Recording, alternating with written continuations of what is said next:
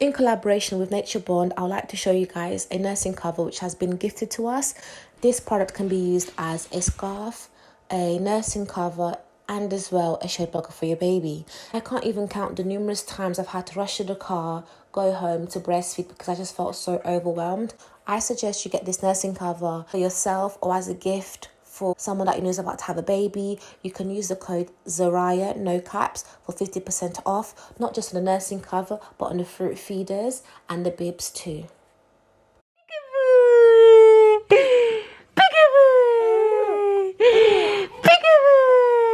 I might sound like I got a list because I got my retainers in. So yeah. Thank you so much for clicking this video. Say happy breastfeeding week to all mums out there who are breastfeeding, who stopped breastfeeding, who didn't want to breastfeed, who couldn't breastfeed, whatever the case is, just happy breastfeeding week. I know I produced a lot and I froze a lot of milk as well. I really do enjoy making these videos, especially with the interaction I've been getting on Instagram. It is actually so amazing. Can you guys start commenting on YouTube instead of Instagram? Because it's like, you know guys, help me with engagement here, you know what I mean? Before you carry on watching, make sure you like the video. Please like the video, subscribe, and let's get straight into it. I have actually got a lot of questions about my last birth story video on Instagram. So basically a lot of people are asking how did I manage to lose all that weight, and I just thought this video would be the perfect video to tell you guys that breastfeeding was what helped me lose all that weight, like literally, because when you breastfeed you feel your belly contract. So breastfeeding was what helped me lose all that weight that I put on during my pregnancy. Not just that, I went back to my normal eating habits as well, because when I was pregnant I was just overeating. Like Zaraya just wanted me to eat everything. So yeah, I can't even begin to tell you how breastfeeding journey has been for me. I'm 9 months in, I'm super tired of breastfeeding, but at the same time I am very attached to Zaraya through breastfeeding. So I just thought, let me make a video about breastfeeding and telling you guys how breastfeeding actually is for someone who breastfeeds. So starting off from before having Zaraya, I always told myself I was going to breastfeed my kids. Breastfeeding was the way to go, because I always heard the hype that women had about breastfeeding. Even my mum always told me, you have to breastfeed your kids, you have to try and breastfeed your children. So for me, the norm has always been breastfeed your child. Boobs are made for babies, so, and there's the most nutrition thing you can give your baby. It helps them with their colics, it helps them with their teething. So in my head I always already had it in mind that I'm going to breastfeed my child. That's what I want to do.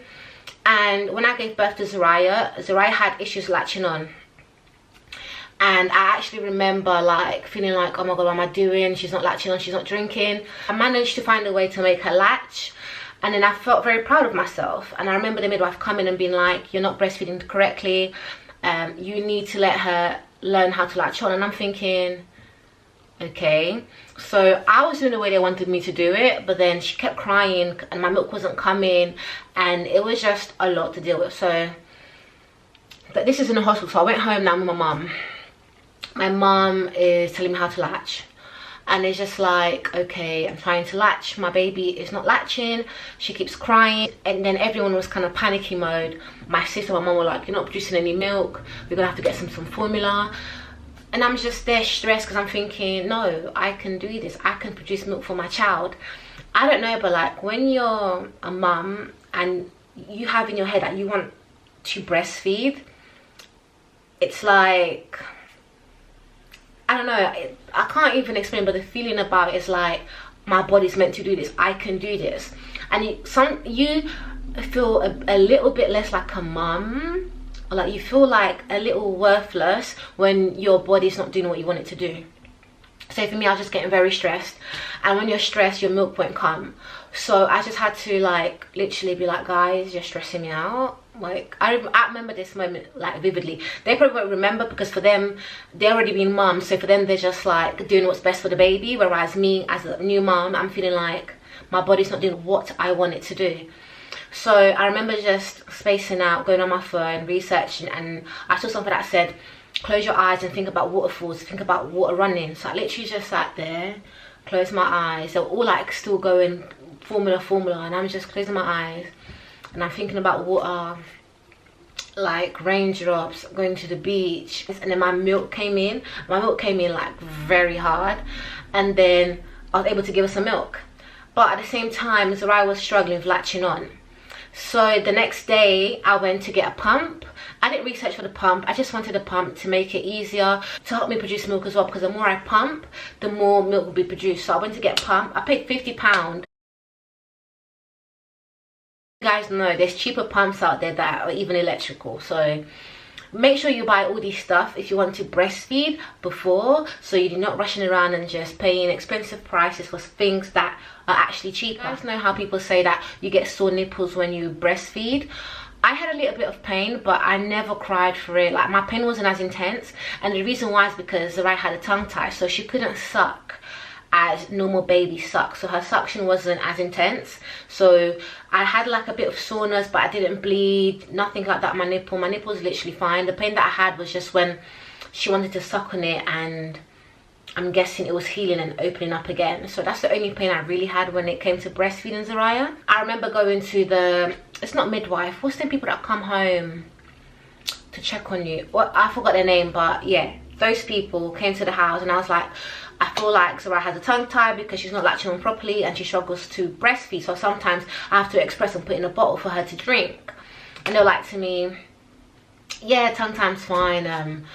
There's nothing you need to do about it. And then my mom's looking at me like, what are you talking about? And they also had a tongue tie when she was a baby, and the hospital dealt with it.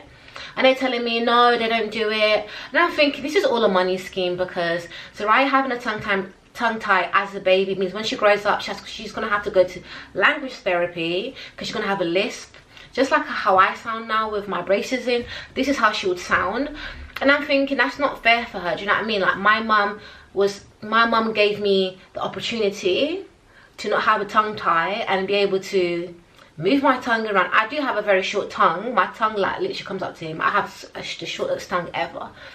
And I'm just thinking, I'm not doing that to my baby. So I was researched online. So for those people who have a tongue tie baby and you want to deal with it, I literally went online and researched, and I paid privately for a lady who deals with the tongue tie procedures. I paid £250. She came to my house. I'm not even going to put up the video of Zariah getting her tongue tie cut, because it can be very distressing for parents. It might put you off if you even want to do it, but I knew that was the best thing for my baby, so I wasn't even scared about it. And with me, once I put my head into doing something, I don't let no fear stuff like get into me. So I got her tongue tie, I latched onto the boob, and she was literally fine. But and as soon as I got her tongue tie cut, she was able to latch on and breastfeed, and I was literally the happiest mum in the world. Like, my nipple, oh yeah, and before Zariah had her tongue tie procedure done, when she used to the reason why my nipple used to hurt me was because Zariah used to make my nipple go flat when she sucked, because she couldn't really open her mouth to suck properly. So she used to make my nipple go flat, and a flat nipple is hard to latch on. So I had to, as well, sometimes I had to just massage my nipple to make it round again. Like, just massage it to go round so she was able to latch on. Like, before she go on it, I'll just kind of pull it and like twist it, make it go a bit cold so it's like hard, and then she'll be able to latch on, because she would make my nipple flat from all the sucking. And I was actually doing 20 minutes on one boob and missing another boob for Zariah to suck on. But once the tongue tie was done, I didn't have to do nothing like that no more. My nipple went back to normal. She was able to suck and sleep. And I was so like, I need to make my child breastfeed, that I was able to go all this way just to make sure that I was able to breastfeed. And even the lady that came, she was like, oh my god, I'm so proud of you. Like, most people would have given up by now. Done really well for making breastfeeding come this far. Because I got her tongue tie cut when she was 3 months, and I was breastfeeding the whole time. No formula, nothing, just purely breastfeeding.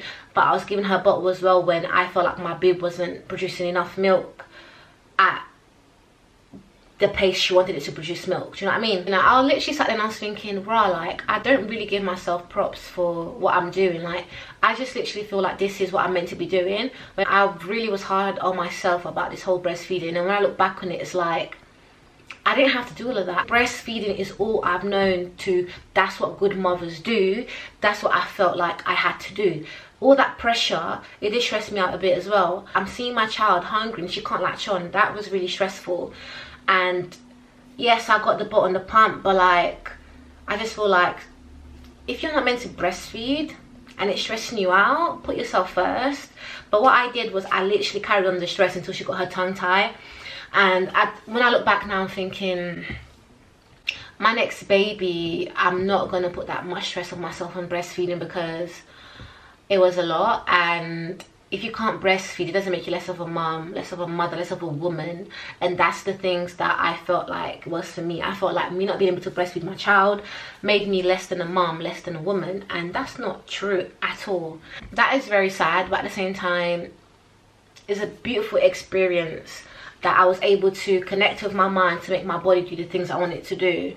So from closing my eyes and thinking of waterfalls and my boob, till now sometimes when my boob's not producing milk, I close my eyes and I do that same technique and my milk does come in. So it does actually help for anyone who wants to breastfeed. That technique will help you. Or even drink some water as well when you're about to breastfeed and do that technique. Your milk will come in. Well, my milk did come in. And I feel like breastfeeding sometimes is a mental thing as well, because if you're stressed, you won't produce milk. You have to literally be chilled and want to produce milk, in a sense. So fast forward now to breastfeeding after that. The breastfeeding struggles that I have now with a 9-month-old baby, who's a pandemic baby as well, is attachment. The attachment is real. And like, people say breastfeeding is the way to go, but the struggles are, when your baby's sleeping, Zariah slept in her cot, but waking up every night to breastfeed was not something that I was on doing, so I ended up co-sleeping with her. Another thing is, you will get so tired and drained from breastfeeding, because breastfeeding apparently is like it's like running 7 miles a day. And if you're not, like, let's be honest, let's be real, if you're a mum and sometimes you forget to have breakfast, sometimes you forget to have lunch, sometimes you forget to eat, like sometimes you're just snacking throughout the day, and if you're breastfeeding, you're going to feel it at the end of the day. Like, sometimes I'd wake up so exhausted from breastfeeding, but I do take the probiotic pre-pregnancy vitamins for breastfeeding, and that's what has actually been helping me keep on. I feel like as well, like loss of hair, loss of weight, all of these stuff are stuff that you're gonna have to compromise as well when you're breastfeeding, because your body does go through a lot. Right? If I want to leave Zariah with someone, she'll miss me because she wants food, comfort. And in terms of other things you can give your child for comfort, you know how they give some children a muslin to help them sleep? I was too scared that she'll suffocate with a muslin next to her. I didn't want to take that risk. Dummies, I had a dummy up to 3 months years old, and then when I got the tongue tie, the woman told me I can't have the dummy on her because it can make her tongue tie reconnect, so she had to be on the boob for a month. So after the month was done, I tried to give her a dummy, but I used to have to force it in her mouth for her to soothe, because she'll literally just cry out and she'll want the dummy, but because she hasn't had it for so long, it was like And then when it got to like 5-6 months, when it got to like 4 months, 5 months, she completely rejected the dummy. So I'm her only comfort. Like, I'm the only thing that can give Zariah peace. Zariah sleeps on the boob. I tried to sleep train Zariah. I did the cry out method, it worked, but within that week of doing the cry out method, she literally got sick. So I put her back in the bed with me, giving her the boob. That all went out the window. So I'm 9 months in with a baby who is attached to me, won't want to save anyone because she wants the boob. And yeah, so these are the struggles I'm going through. And I've been looking for nurseries. They won't take babies who are on boob. I've tried to wean Zariah off the boob with aloe vera, with like little pepper grains. This is something that obviously is recommended in my family to do, that they've done with their babies. I'm not telling anyone to go and do it. And please don't be like, oh, that's so evil, giving your child pepper. Like, each one to their own, do you know what I mean? It's not gonna kill her. It's not hot sauce. It's just literally pepper that you put on your food. And Zariah literally just sucked it like that. She didn't complain about it. She just sucked it when like nothing was there. So these are the struggles of having a breastfed baby. Like, it can be a lot on you. Like, in the beginning it's like, yeah, nice, and then towards the end it's like, okay, this needs to stop now, because as much as you know, all the benefits to your baby. Like, it's good to breastfeed until they're 1. So that's what I'm going to do. But at the same time, I just want to stop because it's really hard to have a good night's sleep with a breastfed baby. Soraya still wakes up 3 times during the night, sometimes 2, to breastfeed. And oh my god, when they're teething, it's like the worst thing because they want your boob 24/7. Now they got teeth, they can bite you, and it's a lot. But I mean, breastfeeding is a beautiful thing. Like, for me, I want to stop breastfeeding, but at the same time, I am so attached to Soraya. I like that bond I have with her. So me breaking that bond is hard for me as well. I'm gonna miss it very much. But at the same time, I have a partner, and there's certain things I miss that my body was able to feel that my body doesn't feel now because I'm breastfeeding. So that's another reason why I want to stop breastfeeding. Mummy needs mummy time too. Mummy can't just be breastfeeding all the time. I know some people are like, oh, but that's so selfish, but I feel like I've done everything I could do. I've breastfed my baby, comforted her, I've given her all the benefits that she needs. So now it's time for me just to go back to my own self, my own body now.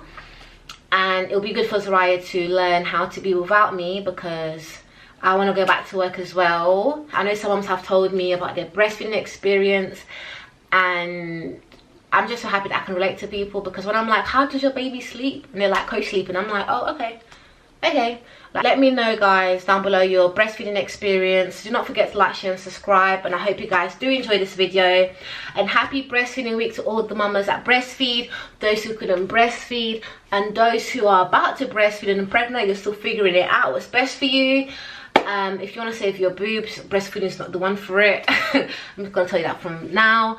And don't forget to like, share, subscribe, and see you guys in my next video. Bye.